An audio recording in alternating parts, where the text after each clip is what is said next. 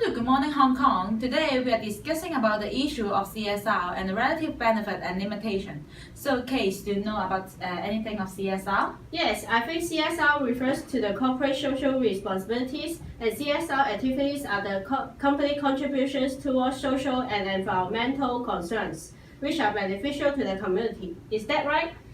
It seems right, but maybe we can have a better understanding after today's program. Nowadays, CSR is a popular issue among the hospitality industry, including hotels, airlines, and theme parks. And today, we will focusing on 3 theme parks in Hong Kong, including Hong Kong Disneyland, Ocean Park, and NorArt. And finally, we will find out the best CSR practice done by this theme park. That's good. We have conducted some interviews with local citizens. Thank you for coming. I would like to ask, do you know what is CSR? I don't know. Have you ever heard about CSR and how well do you know about them? Yes, I have heard about CSR and I know that CSR is something maintaining balance between the environment, people, and also the social for the company. Yes. So, do you know about any theme parks in Hong Kong that conduct any CSR work? I'm not very sure about this. Can you tell me more? Do you know what CSR practice have the theme parks in Hong Kong have done? Will allow some free Admission? yes, when the person is birthday. Yes, it is conducted in the Ocean Park. So, would you like to visit the theme park more frequently if they did a lot of work on the CSR issue? Yes, because I think they have a good corporate image. So, will you visit the theme parks that participate a lot on CSR works more frequently to show your support to them? Or there is any other factors that affect your decisions? Well, I like animals, so if I know that the park is treating the animals well, then most likely I will go to that theme park more than I would want to go to a theme park where they are not treating the animals well. So do you think that CSR practice can actually enhance the company image? Yeah, because I think they care more about the society and also the environment, so I will support them. So Disneyland had implement a program called Give a Day and Get a Disney Day, so we would like to join this program. Yes, sure. Why? Because you expect to get nothing when you participate in some voluntary work, but right now they give you some kind of reward that will motivate you to to participate in more voluntary work. Which is will you concern more about the animal protection and preservation after you have visited the Ocean Park? Can they raise your awareness to the animal protection? Yeah, I think so, because when I go to, like, let's say Ocean Park, they give me a lot of information about the different animals, where they are coming from, what they like and dislike, things like that. So then I get to understand those animals more and how to protect them. Yeah. From the video, some interviewees are not familiar with CSR activities and actual CSR practice done by the theme park. So let's ask Willie to talk about the practice and the result for us. Willie, please. Now I'm going to discuss CSR practice in theme park industries. There are 4 main areas in the aspects of social activities. The first one is community support and charities. The second one is education. The third one is employee and volunteerism. The last one is job for disadvantage. In the area of community support and charities, the first one we can bring out is money, raising funds for communities or direct donate money to charities and local community groups will be a common practice in theme park industries. Besides, they also own their foundation to help these funders. For the lower arc, they have the Rainbow Foundation to share the core values of love of life, self-respect, and care for others.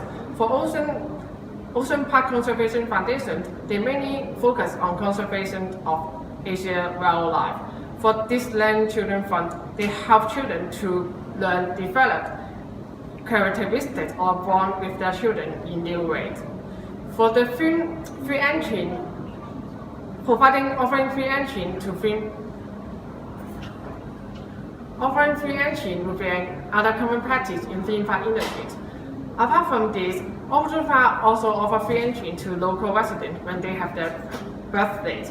For Disneyland, they launched Get a Date, Give a Date, which encourage people to participate in volunteer work.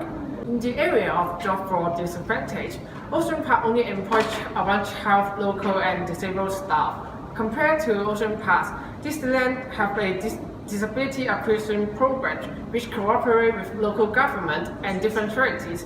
They employ more than 100 disabled staff and create an inclusive, disabled-friendly workplace for them.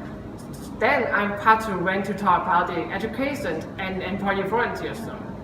Thank you, Willie. Now I'm going to talk about the education aspect. For the North Arc, they have organized different kinds of meaningful programs through the Rainbow Foundation to help different kinds of children and needies. For the Hong Kong Disneyland, they have provided different kinds of internship and awarded scholarship for the teenagers in Hong Kong. They also support the Playwright Children's Play Association to launch community-built playground in order to develop the creativities of the children. Lastly, they have an Adopt a Garden program, which they have already developed 4 school organic gardens in Hong Kong. For Ocean Park, they have almost 37 different programs for students to educate them about the conservation of the animals. They have also launched a YouTube channel for promoting animal conservation and environmental protection. For Disneyland, they have launched a program called Fallen Ears, which is specifically for the cast members. They aim to match each cast member's service hour with cash amount and donate it to their chosen charitable or non-profit organizations. For Ocean Park, although they don't have any volunteer team, they have participation in environmental-related activities such as the International Coast Cleanup Program. Now let's show the video about what practices did the theme parks did well in and their limitations. There are 4 categories for CSR typologies. First level is the economic aspect to represent to be profitable towards the company. Second level is the legal aspect to obey the law and restrictions. The third level is ethical to perform what is justice and fair. The highest level is philanthropic, which means that contributing company resources to the community and improve citizens' lifestyle. Basic employment equity are provided in all theme parks as they provide fair wages and benefits which based on the regulation of the government. Employees focus on equity by offering opportunity for learning and development, but also promoting chances in the organization. It is appreciated that Hong Kong Disneyland encourage employees to participate in volunteer programs through their leisure time and share happiness to the public. An ethical working environment can lead to more confidence towards the organization, create sense of belonging and teamwork of employees, lower turnover rate and absenteeism. Diversity of workforce are applied by hiring foreigners, disabilities, and interns to show the equity and fairness of the organization. Higher job satisfaction and lower stress if the working environment are perceived to be fair and employee well-being. It helps to retain potential workers and maintain employee loyalty. Theme park can build up good reputation by achieving stakeholder expectation and the effectiveness of company performance by a series of CSR programs. It can increase employee productivity and create better teamwork. It results in better business performance and earning more profits. Positive brand image and competitive advantage can be created. There is a positive correlated relationship between brand marketing and customer perception of value. Image advertising and promoting to the customer. Some example like free entry in Ocean Park to help the needies and also Give a Day, Get a Disney Day voluntary service by Hong Kong Disneyland. It can generate customer satisfaction and promote social image indirectly. This can bring positive brand image and customer purchase intention.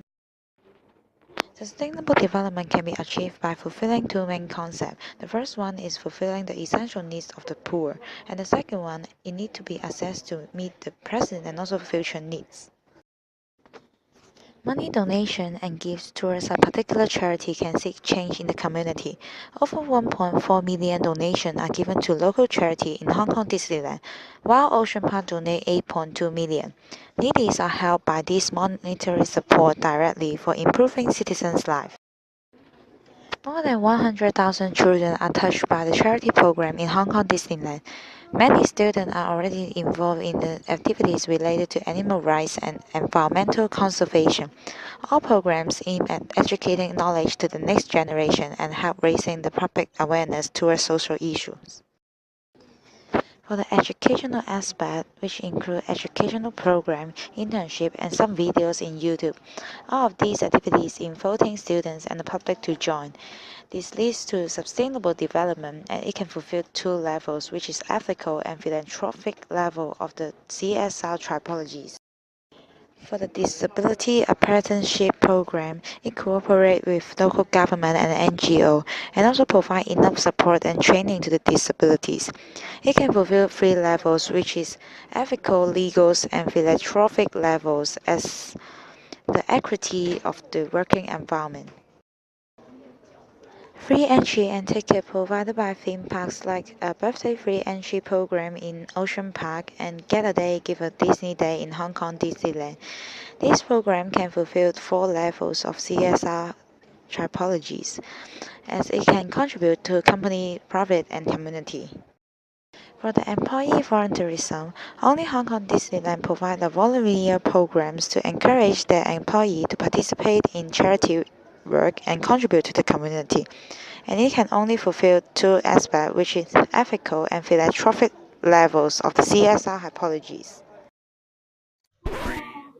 The first limitation is that the public is lacking awareness towards the theme park CSR work because, according to the interview we have conducted, many of them only have a little understanding towards the CSR practices done by the theme parks in Hong Kong. The second limitation is that the participation rate of staff engaging in the theme park voluntary work is really low.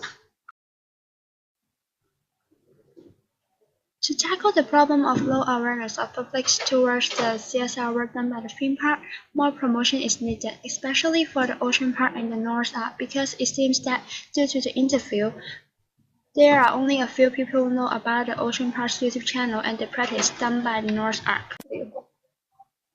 In order to encourage the theme park staff to participate more in the volunteer work, the theme parks can actually provide incentives for them, such as providing half-day leave for them if they can attain a certain hours of voluntary work.